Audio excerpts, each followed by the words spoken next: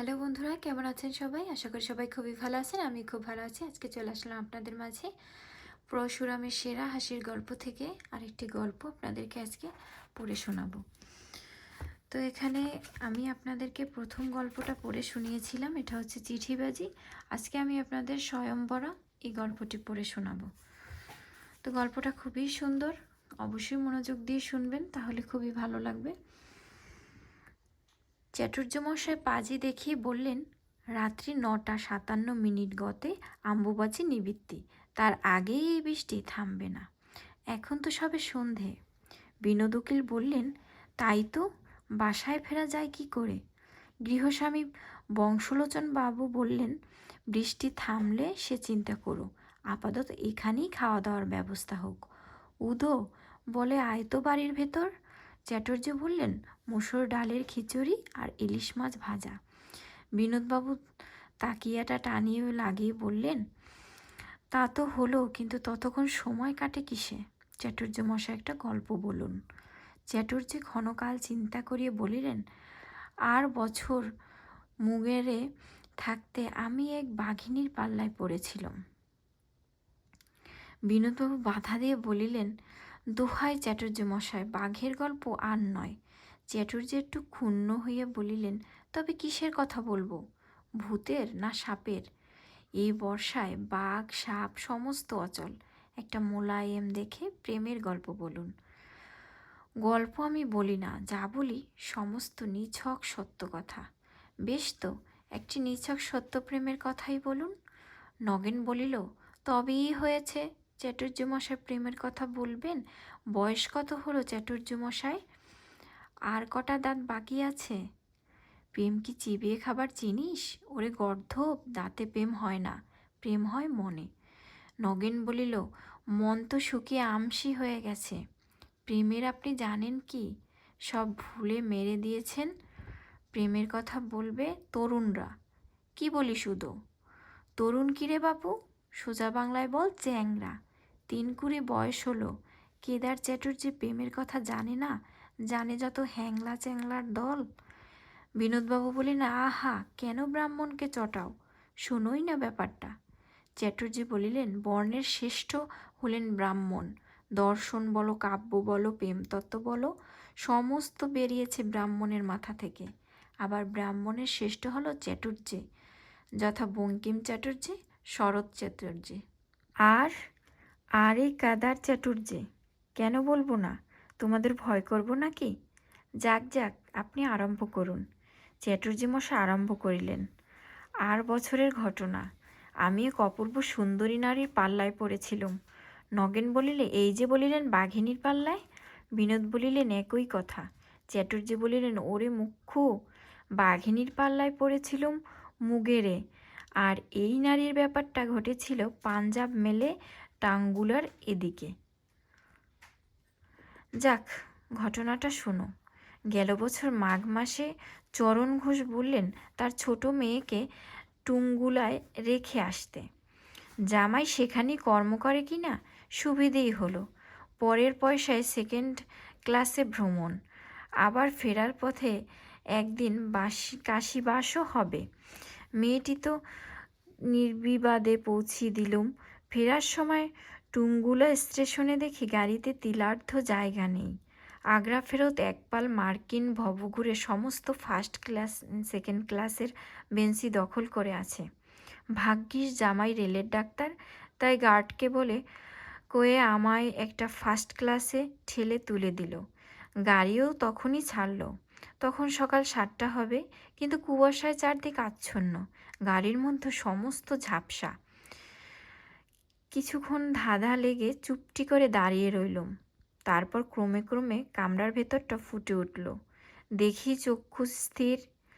ওধারের বেঞ্চিতে একটা অসুরের মতো অখণ্ডা ঠ্যাঙা সাহেব চিৎপাত হয়ে চোখ বুজে হা করে শুয়ে আছে, আর মাঝে মাঝে বিড়বিড় করে কি বলছে।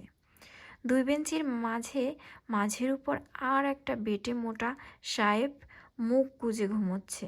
তার মাথার কাছে একটা খালি বোতল গড়াগড়ি যাচ্ছে। এধারের বেঞ্চিতে কেউ নেই, কিন্তু তাতে দামি বিছানা পাতা, আর ওপারে একটা অদ্ভুত পোশাক, বোধহয় ভালুকের চামড়ার, আর নানা রকম জিনিসপত্র ছড়ানো রয়েছে। গাড়ি চলছে, পালাবার উপায় নেই।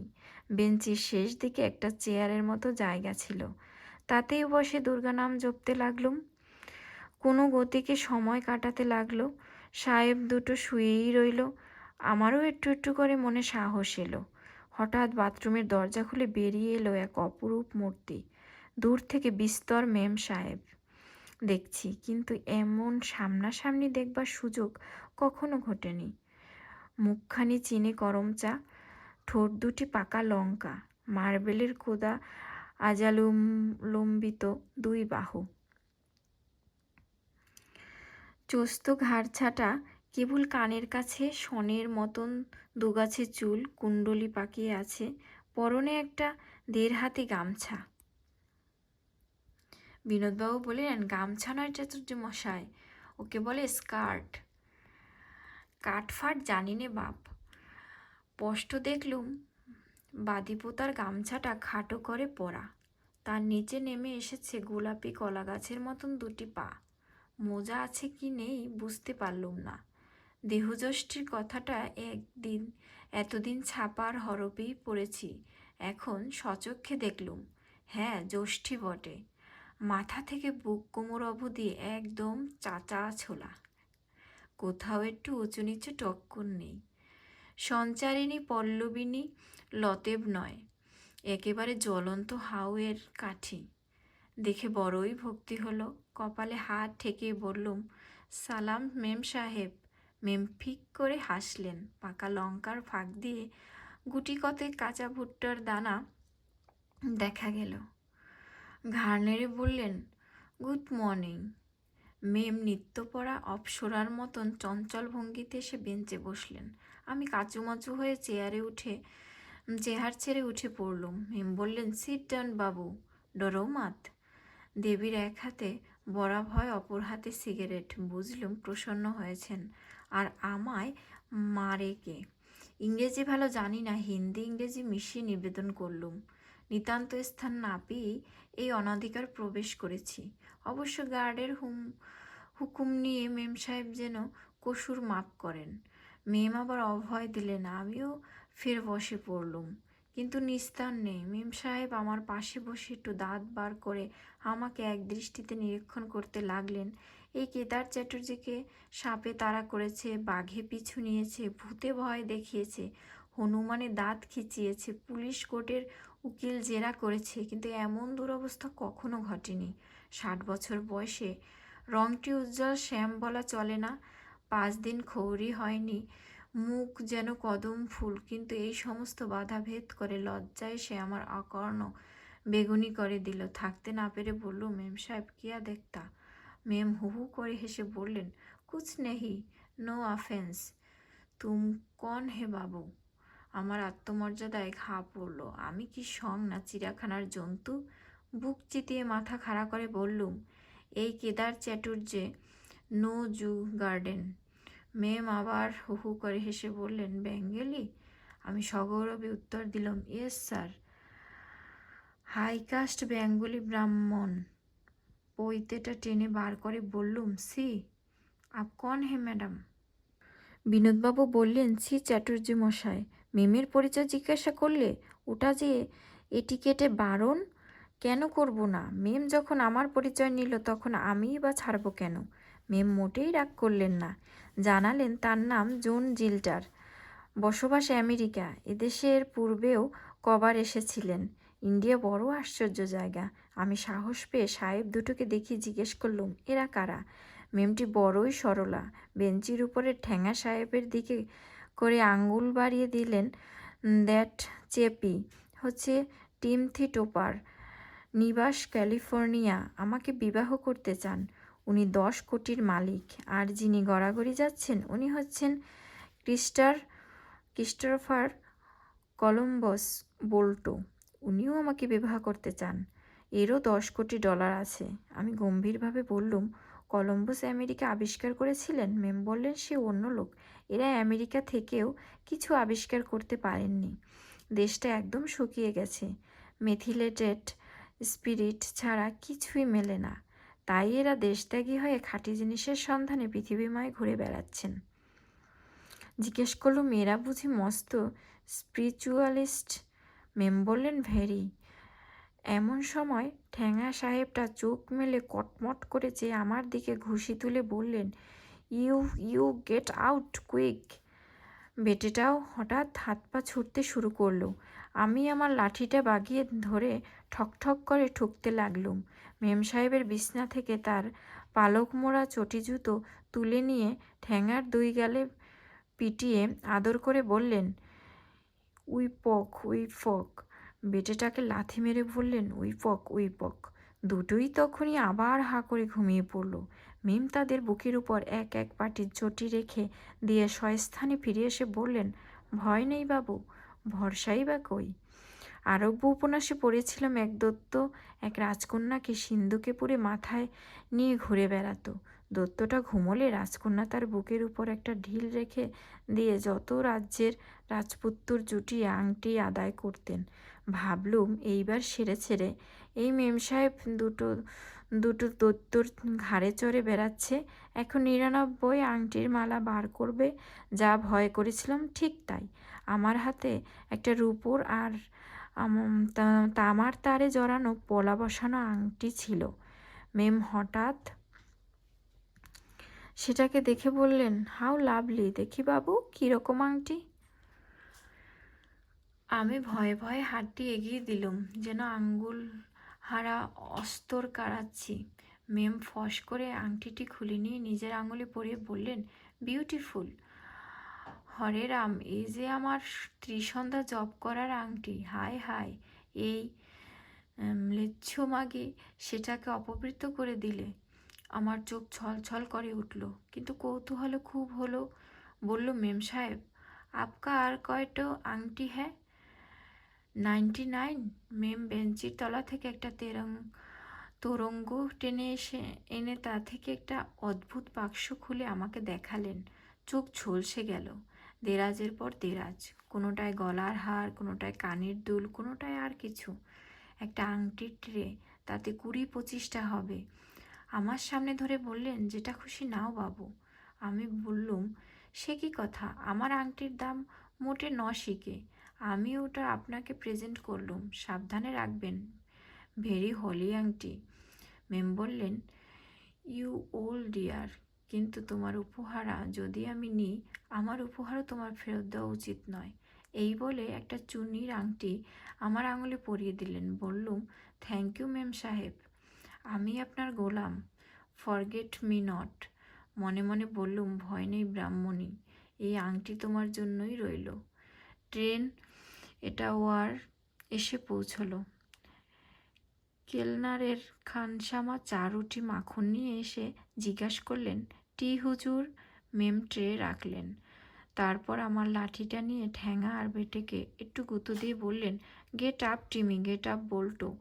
তারা বুনো শুয়োরের মতোই খোদ করে কি বললে শুনতে পেলুম না। আন্দাজে বুঝলুম তাদের উঠবার অবস্থা হয়নি। মেম আমাকে জিজ্ঞাসা করলেন, চ্যাটুর্জি, তুমি খাবে? আপত্তি নেই তো? মহা ফাপড়ে পড়ে গেল। ম্লেচ্ছ নারীর স্বহস্তে মিশ্রিত কিন্তু ভুরে খোসবায় শীতটাও খুব পড়েছে। শাস্ত্রে চা খেতে বারণ কোথাও নেই। তাছাড়া রেলগাড়ির মতো বৃহৎ কাষ্ঠে বসে শীত নিবারণের জন্য ঔষধার্থে যদি চা পান করা যায়, তবে নিশ্চয়ই দোষ নস্তি। বললুম, ম্যাডাম লক্ষ্মী, তুমি যখন নিজ হাতে চা দিচ্ছ, তখন কেন খাবো না? তবে রুটিটা থাক। চায়ে মনের কপাট খুলে যায়। খেতে খেতে অনেক বেফাঁস কথা মুখ দিয়ে বেরিয়ে পড়ে। অশ্বত্থামা যেমন দুধের অভাবে পুটুলিগোলা খেয়ে আহ্লাদে নৃত্য করতেন, নিরীহ বাঙালি তেমন চাতেই মদের নেশা জমায়। বঙ্কিম চ্যাটার্জির তারিফ করে চা খেতে শেখেননি। সর্দি টর্দি হলে আদা নুন দিয়ে খেতেন, তাতেই লিখতে পেরেছেন, বন্দি আমার প্রাণেশ্বর। আজকাল চায়ের কল্যাণে বাংলাদেশের ভাবের বন্যা এসেছে। ঘরে ঘরে চা, ঘরে ঘরে প্রেম। সেকালে কবিদের বিস্তর বানায়াক্কা ছিল, উপবন রে, চাঁদ রে, মলয় রে, কোকিল রে, তবে পঞ্চস্বর ছুটবে। এখন কোনো ঝঞ্ঝাট নেই। চাই শুধু দুটো হাতল ভাঙা বাটি, 2 ছেঁড়া অয়েল ক্লথ, আর একটা কেরোসিন কাঠের টেবিল, দুধারে 2 তরুণ তরুণী, আর মধ্যখানে ধূমায়মান কেতলি। ভাগ্যিস বয়সটা 60, তাই বেঁচে গিয়েছিলুম। মেমকে জিজ্ঞাসা করলুম, আচ্ছা মেম সাহেব, এই 2 হুজুর যে গড়াগড়ি যাচ্ছেন, এরা দুজনেই তো আপনার প্রার্থী। আপনি কোন ভাগ্যবানটিকে বরণ করবেন? মেম বললেন, সে একটি সমস্যা। আমি এখানে মনস্থির করতে পারিনি। কখনো মনে হয় টিমির উপযুক্ত পাত্র, বেশ লম্বা সুপুরুষ, আমাকে ভালোই বাসে খুব, কিন্তু মদ খেলেই ওর মেজাজ খারাপ হয়ে যায়। আর এই বল্টু যদিও বেটে মোটা আর একটু বয়স হয়েছে, কিন্তু আমার অত্যন্ত বাধ্য আর নরম মন। একটু মদ খেলেই কেঁদে ফেলে। বড় মুশকিলে পড়েছি, দুজনেই নাছোড়বান্দা। যাই হোক, এখনও ঘন্টা সময় পাওয়া যাবে। হাওড়া পৌঁছবার আগেই স্থির করে ফেলব। আচ্ছা চ্যাটার্জি, তুমিই বলো না, এদের মধ্যে কাকে বিয়ে করা উচিত? বললুম, মেম সাহেব, আপনি এদের স্বভাব চরিত্র যে প্রকার বর্ণনা করলেন, তাতে বোধহয় দুটি অতি সুপাত্র। তবে কিনা এরা যেরকম বেহুশ হয়ে আছেন। মেম বললেন, ও কিছু নয়, একটু পরেই দুজনে চাঙ্গা হয়ে উঠবে। আমি বললুম, আপনার নিজের যদি কোনোটির উপর বেশি ঝোঁক না থাকে, তবে আপনার বাপমার উপর স্থির করার ভার দিন না। মেম বললেন, আমার বাপমা কেউ নেই, নিজেই নিজের অভিভাবক। দেখো চ্যাটার্জি, তোমার উপরই ভার দিলুম, তুমি বেশ করে দুটোকে ঠাউরে দেখো। মুঘল সারইয়ে নেমে যাবার আগেই তোমার মতো আমাকে জানাবে। ভেবেছিলাম একটা টাকা ছুঁড়ে চিত উদ্বুদ্ধ করে দেখে মনস্থির করব, কিন্তু তুমি যখন রয়েছ তখন আর দরকার নেই। ব্যবস্থা মন্দ নয়। আত্মীয় বন্ধুদের জন্য এ পর্যন্ত বিস্তর বরকনে ঠিক করে দিয়েছি, কিন্তু এমন অদ্ভুত পাত্র দেখবার ভার কখনো পাইনি। দুজনই করোড়পতি, দুটোই পারমাতাল। একটি লম্বায় বড়, আর একটি ওজনে পুষিয়ে নিয়েছে। বিদ্যাবুদ্ধির পরিচয় এ যাবৎ যা পেয়েছি তা শুধু ঘোত। চুলোয় যাক, মেমের যখন আপত্তি নেই, তখন যেটার হয় নাম বলবো। আর যদি বুঝে যে মেম আমার কথা রাখবে, তবে বলবো, মা লক্ষ্মী, মাথায় যখন আগেই মরেছ, তখন বাকি কাজটুকু সেরে ফেলো। এই 2 বেটা ভাবি স্বামীকে ঝেঁটিয়ে নরকস্থ করো। গল্প করতে করতে বেলা প্রায় 9:30 হয়ে গেল। এরপরই একটা ছোট্ট স্টেশনে গাড়ি থামবে। সেই অবসরে সাহেব মেমরা হাজির খেতে খানা কামরায় যাবে। ততক্ষণ ঠাউর হয়নি। এখন দেখতে পেলুম চা খেয়ে মেমের ঠোঁট ফ্যাকাশি হয়ে গেছে। বুঝলুম রংটি কাঁচা। মেম একটা সোনার কৌটো খুললেন, তা থেকে বেরোলো একটা ছোট্ট আরশি, একটা লাল বাতি, একটা পাউডারের পুটলি। লাল বাতি ছোটে ঘষে নাকে একটু পাউডার লাগিয়ে মুখখানি মেরামত করে নিলেন। গাড়ি থামলো। মেম বললেন, চ্যাটার্জি, আমি ব্রেকফাস্ট খেতে চললুম। টিমি আর বল্টু রইল। এদের দিকে একটু নজর রেখো, যেন জেগে উঠে মারামারি না করে। যদি সামলাতে না পারো, তবে সে কল টেনো। আহা, কি সোজা কাজই দিয়ে গেলেন। প্রায় আধ ঘন্টা করে কানপুর গাড়ি থামবে, তখন মেম আবার এই কামরায় ফিরে আসবে। ততক্ষণ মরি আর কি। লাঠিটা বাগিয়ে নিয়ে ফের দুর্গা নাম জপ করতে লাগলুম। ঠ্যাঙা সাহেবটা উঠে বসেছে, হাই তুললে, চোখ রগড়ালে, আঙ্গুল কটমট করে আমার দিকে একবার কটমট করে চাইলেন, কিন্তু কিছু বললেন না। টলতে টলতে বাথরুমে গেল। তখন বেটেটা তরাং করে উঠে কুলাব্যাঙের মতন থপ করে আমার পাশে এসে বসলো। আমি ভয়ে চেঁচাতে চাচ্ছিলাম, কিন্তু তার আগেই সে আমার হাতটা নেড়ে দিয়ে বললেন, গুড মর্নিং স্যার, আমি হচ্ছি ক্রিস্টোফার কলম্বাস বল্টু। আমি সাহস পেয়ে বললুম, সেলাম হুজুর। আমার $10 কোটি আছে, প্রতি মিনিটে আমার আয় হুজুর, দুনিয়ায় মালিক তা আপনি জানি। বল্টু আমার বুকে আঙুল ঠেকিয়ে বলল, লুক হিয়ার বাবু, আমি তোমাকে 5 টাকা বকশিস দিব। কেন হুজুর? মিস জিল্টারকে তোমার রাজি করাতেই হবে। আমি তোমাদের সমস্ত কথা শুনেছি। তোমারই ওপর সমস্ত ভার, তুমিই কন্যাকর্তা। ওই টিমথি টোপারও, ও অতি পাজি লোক। ওর সমস্ত সম্পত্তি আমার কাছে বাঁধা আছে। ও একটা পারমাতাল পপার। ওর সঙ্গে বিয়ে হলে মিস জিল্টার মনের দুঃখে মারা যাবে। এই বলে বল্টু ফুপিয়ে ফুপিয়ে কাঁদতে লাগলো। একটা বোতল একটু তলানি পড়েছিল, সেটুকু খেয়ে ফেলে বলল, বাবু তুমি জন্মান্তর মানো? মানি বই কি। আমি আর জন্মে ছিলাম একটা তৃষিত চাতক পাখি, আর এই মেম ছিল একটা রূপসী পানকৌড়ি। আমরা দুটিতে এমন সময় বাথরুমে দরজা নড়ে উঠল। পুলটো তাড়াতাড়ি আমাকে 5 আঙ্গুল দেখে ইশারা করেই ফের নিজের জায়গায় শুয়ে নাক ডাকতে লাগলো। ঠ্যাঙা সাহেব, মেম যাকে টিমি বলে, ফিরে এসে নিজের বেঞ্চে গ্যাঁট হয়ে বসলো। তখন বল্টো জেগে ওঠার ভান করে হাই তুললে, চোখ রগড়ালে আমার দিকে একবার করুণ নয়নে চেয়ে বাথরুমে ঢুকলো। এবার টিমির পালা। বল্টো সরে যেতেই সে কাছে এসে আমার হাতটা চেপে ধরলো। আমি আগে থেকেই বললুম, গুড মর্নিং স্যার। টিমি আমার হাতটা ভীষণ মোচড় দিল। বললুম, উহ। টিমি বললেন, তোমার হাড় গুঁড়ো করে দেব। ভয়ে ভয়ে বললুম, ইয়েস স্যার। তোমায় থেতলে জেলি বানাবো। Yes sir. মিস জোন জিল্টারকে আমি বিবাহ করব। আমি সমস্ত শুনেছি। যদি আমার হয়ে তাকে না বলো তবে তোমাকে বাঁচতে হবে না। Yes sir. আমার অগাধ সম্পত্তি, 5টা হোটেল, 10টা জাহাজ কোম্পানি, 25টা শুয়োরের কারখানা। বল্টোর কি আছে? একটা মদের চোরা ভান্টি, তাও আমার টাকায়। বল্টো একটা হতভাগা মাতাল বেটে বজ্জাত। বল্টো বোধ হয় আড়ি পেতে সমস্ত শুনছিল। হঠাৎ কামরায় ছুটে ফিরে এসে ঘুষি তুলে বললেন, কে হতভাগা, কে মাতাল, কে বেটে বজ্জাত? সকলেরই বিশ্বাস যে গান আর গালাগালি হিন্দিতে ভালো রকম জমে। হিন্দি গালাগালের প্রসাদগুণ খুব বেশি, তা স্বীকার করি। কিন্তু যদি নিছক আওয়াজ আর দাপট চাও, তবে বিলেতি গাল শোনো, বিশেষ করে মার্কিনি গাল। এক একটি লজব যেন তোপ, কানের ভেতর দিয়ে মর্মে পড়ে। ইংরেজি আমি ভালো জানি না, সব গালাগালি অর্থ বুঝতে পারিনি, কিন্তু তাতে রসগ্রহণ কিছুমাত্র বাধা হয়নি। দেখলুম এক বিষয়ে সাহেবরা আমাদের চেয়ে দুর্বল। তারা বাকযুদ্ধ বেশিক্ষণ চালাতে পারে না। 2 মিনিট যেতে না যেতেই হাতাহাতি আরম্ভ হলো। আমি হতভম্ব হয়ে দেখতে লাগলুম।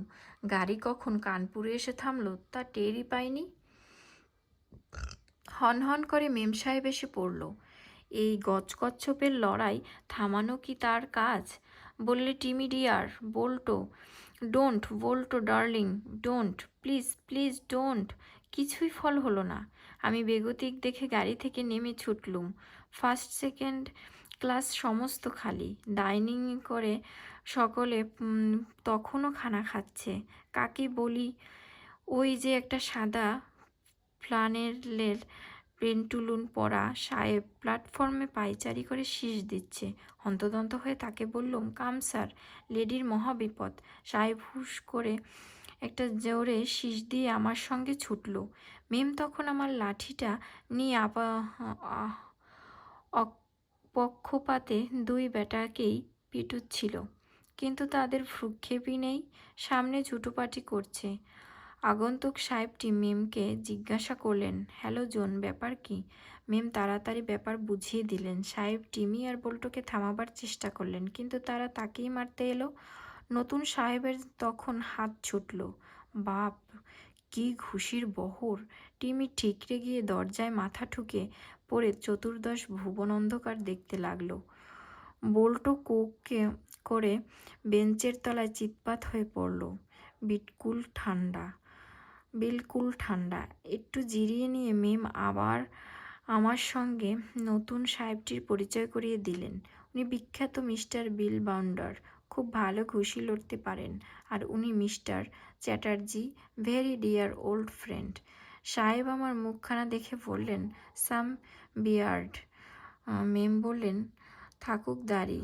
উনি অতি জ্ঞানী লোক। সাহেব আমার হাতটা খুব করে নেড়ে দিয়ে বললেন, হাডুডু, বেশ শীত পড়েছে নয়? ধা করে আমার মাথায় একটা মতলব এলো। মেম সাহেবকে চুপি চুপি বললুম, দেখুন মিস জোন, অত গোলমালে কাজ কি? টিমি আর বল্টো দুজনেই তো কাবু হয়ে পড়েছে। আমি বলি কি, আপনি এই বিল সাহেবকেই বিয়ে করুন, খাসা লোক। মেম বললেন, রাইটো। আমার এ কথা এতক্ষণ মনেই পড়েনি। আই সি বিল আমায় বিয়ে করবে? বিল বলল, রাদার। কি বলে আমি করব না? রাধামাধব সাহেব যতটা ভারী বেহায়া, বিলকে বাধা দিয়ে বললুম, রোশো সাহেব, এখনই ওসব কেন? আমি হচ্ছি ব্রাইড মাস্টার, কন্যাকর্তা। তোমার কুলশীল আগে জেনে নিই, তারপর আমি মত দেব। বিল বললে, আমার ঠাকুরদা ছিলেন মুচি, আর বাপও ছেলেবেলায় জুতো সেলাই করতেন। আমি বললুম, তাতে কুলমর্যাদা কমে না। তোমার আয় কত? বিল একটু হিসাব করে বললেন, মিনিটে 10,000, ঘন্টায় 6 লাখ।